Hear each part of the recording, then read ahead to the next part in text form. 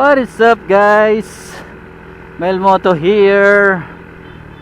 So mga kapit malaw, welcome back nga sa aking YouTube channel. For today's video, share ko lang sa inyo yung aking karanasan o naranasan nitong mga huling araw, linggo about sa aking motor, no? So yung mga kapitmalo, nitong mga nakaraan ay kinakabahan ako o talagang kinakabahan ako dahil yung aking makina ay may knocking, mga kapitmalo. Sinong hindi kakabahan doon? Kung meron ka naririnig na lagitik na dati naman ay hindi mo naririnig sa yung motor. So mga kapitmalo, yung tunog niya ay mahina lang. Pero syempre, kung ikaw may-ari ng motor, malalaman mo agad na may problema yung motor mo. Dahil dati yung tunog na yun ay hindi mo naman naririnig, di ba? So, nag-check ako ng langis. Okay naman. Meron naman. Yung knocking niya, mga kapitmalaw, ay tunog ano siya eh. Tunog katok. Tunog katok siya pag malakas. Alam niyo yung tunog katok, yung naubusan ng langis na hindi nakapag-change oil, ganun. Tunog ganun siya. So ngayon, hindi ko na alam ang aking gagawin, no? Kaya ang ginawa ko, nag-chat na ako sa aking mekaniko. Ayun, sabi niya, check ko nga daw langis. At tingnan ko daw ang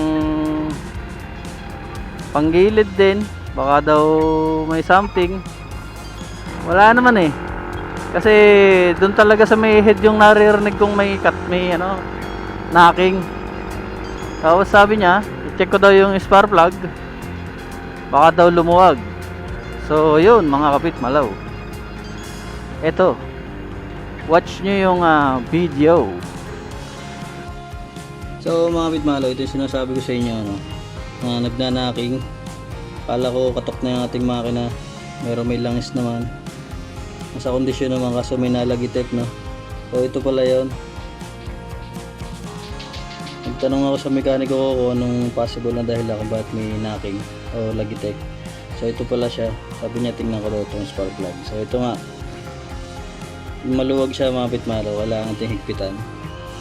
So kung na-experience yung ganito, meron naman siguro kayo nito, no? Free lang to sa motor, di ba? So higpitan lang natin siya.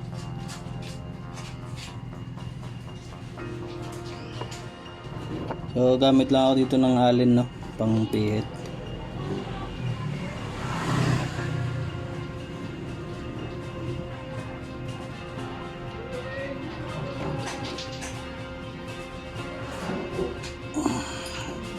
So okay na mga pitmalo, mahigpit na.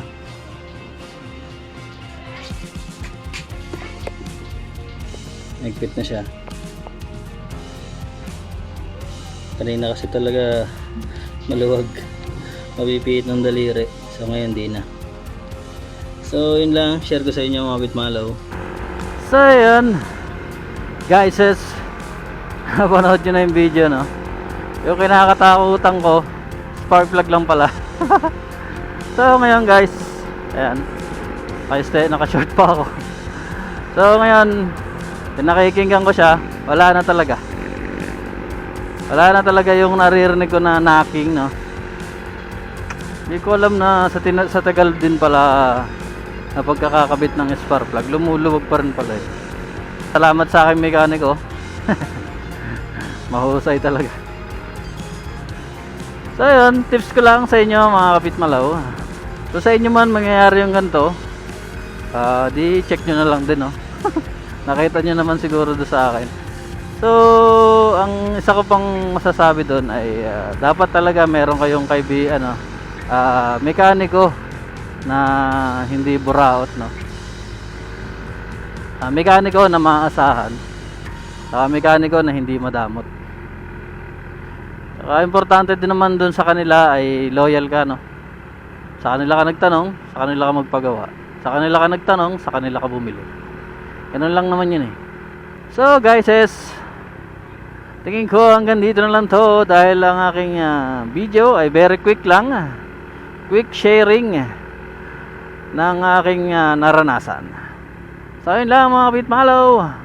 Gaya ng aking laging sinasabi, kung may natutunan ka, please don't forget to click subscribe, and syempre click mo na rin yung notification bell para updated ka pag meron tayong bagong upload. So yun lang, peace out.